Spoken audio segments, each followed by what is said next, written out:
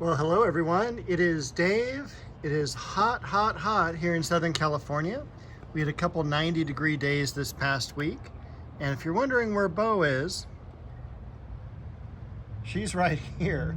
It is so hot for her. She's just been kind of enjoying the time here on the patio. So we're going to go ahead and walk around the garden, see what's going on. We've got a lot of things in bloom, a lot of things budding out, and I think Bo will end up hanging out with us too. All right, so let's go over here. This next week, out of the 7 days, we have 5 over 90 degrees. Allegedly, next Friday, and hopefully this will be cooling down a bit, it's going to be 98 here. It's March. Speaking of which, today is Friday the 13th of March 2026. We do have some Scilla in bloom. Absolutely beautiful. And these aren't even the main patch. Over here you can definitely see, as I get out of the sunlight, you can definitely see the Lycosium are pretty well done. They're just collapsing in this heat. They think it's summer. And so we're gonna go ahead and start cutting these back as well. Probably about halfway, just to get a lot of this foliage up and out, but still enough for it to rejuvenate with the chlorophyll and the remaining foliage, the bulbs for next year. All the hyacinths, they're pretty much done as well.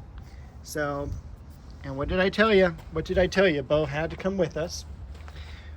We still have some bearded iris to plant. The paintbrush lily, that's pretty much done. The other Hemananthus looking beautiful. I cut back the New Guinea impatiens here. The wandering Jew. A lot of flowers on the Shainomalies, the quince. Over here, if you remember last year, I planted a Buckeye seedling, and this is it leafing out for its second year. So this is California Buckeye, and it is a native. There's a whole bunch of different Buckeye or chestnut trees, and this one actually came from the college campus I work on. So in the fall, right before winter break, they drop their not only their foliage but also the seeds, and it's about a 50% germination rate on them. But this one has done beautiful. I love the new foliage, and so that's what's going on back here. I don't think anything else to really speak on. So let's go ahead and walk around the perimeter.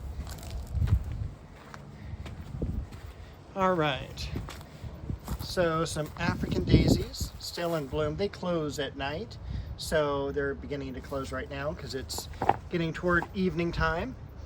That is orange drain, Japanese maple, more Scilla.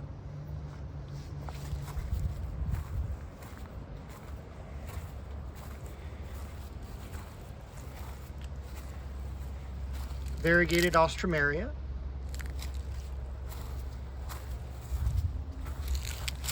Got some columbine blooms. This is Acer Shirasawanum Jordan. In the back, you can see that I cut back the heliotrope. Next to it, it's so funny, I just noticed this. Look at how green that scented geranium is there, and how variegated that is there, and that's from the same plant. So definitely what you need to do, because what happens is the non-variegated foliage ends up becoming dominant because it has more chances of creating chlorophyll because it's more green. So I'll probably be pruning that back or off. I'm not quite sure yet. We'll take a look when we get back to the main stems of the plant. But again, look at that beautiful foliage coming out. Another columbine blossom there. The roses leafing out, the carex. Hey, anytime it's hot, the carex are going to do amazing. They thrive on the heat. We do have some daffodils blooming. February silver, totally messed up because it's in the middle of March now. This is Acer palmatum shishigashira. The Shasta daisies have not liked this heat, nor has the New Guinea impatient behind it. Over here, we've got some carnation. We've got some bearded iris coming up. We'll cut back the New Guineas here because they've got a lot of good undergrowth. Back over here though, we got the Deutzia. So this is something I just planted a few months ago. I had it in a container all year, and so finally got that in the ground, and I thought it would do really well here because most of the time the foliage is not that great, but it does bloom in the wintertime, and that's when the plumeria will be dormant. We've got a cedar over here, all the liriope coming up.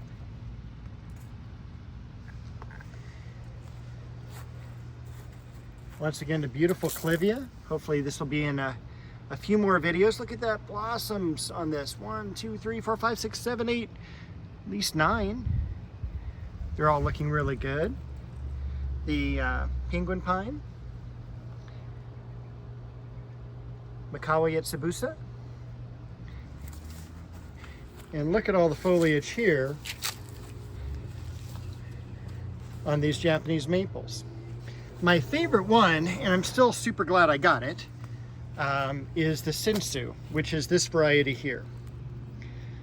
Look how beautiful the foliage is. And it's great in terms of its stem branching. Over here, this is an old-time variety, which is Osakazuki.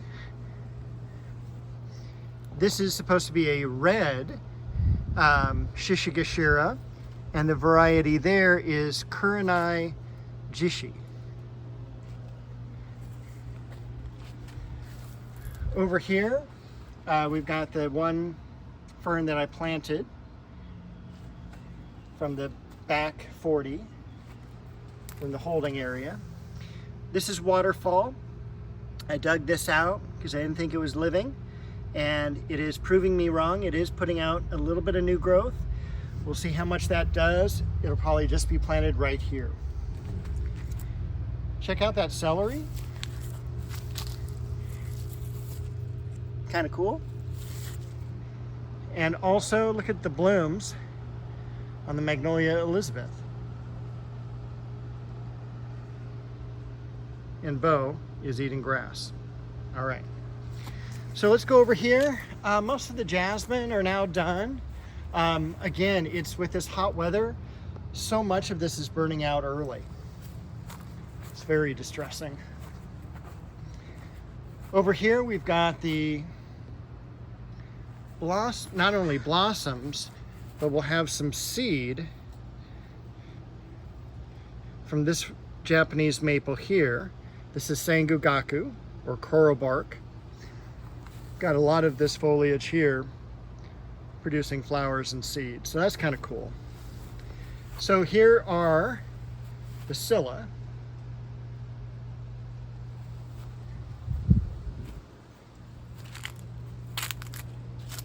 Blood lily in the back.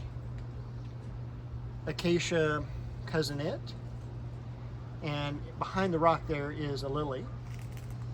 The Westringia. I don't know. I transplanted it. I think it died. This is the Berberis. And with the thorns on it, that can be kind of messy. So I'm going to leave this for maybe a couple more weeks, see what happens, and if no new foliage comes out, even from the base, I'll probably cut it out. I hate when I do that to a plant. A little bit of dianthus blooming.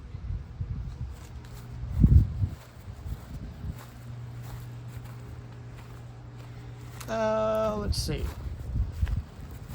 A lot of flower buds too on the Judy Garland. Hemlock. This is supposed to be a white Scilla. Got a lot of blossoms on the carnations. You can also see the lamb's ears over here beginning to grow. This is a Perfect Moment. And the one back here, the pink one there, that's Sonia. white Westringia. You can see the Leonotis in the background. This one here is Touch of Class. Got Tiffany. Now keep in mind, these are blooming 3 weeks early. Take a look at how many frickin' blossoms are on the sweet pea shrub. Like, it is entirely covered.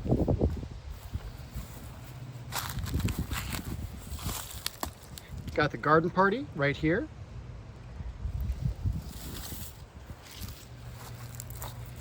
And I do have, finally, some leaves coming out on the triple grafted plum tree.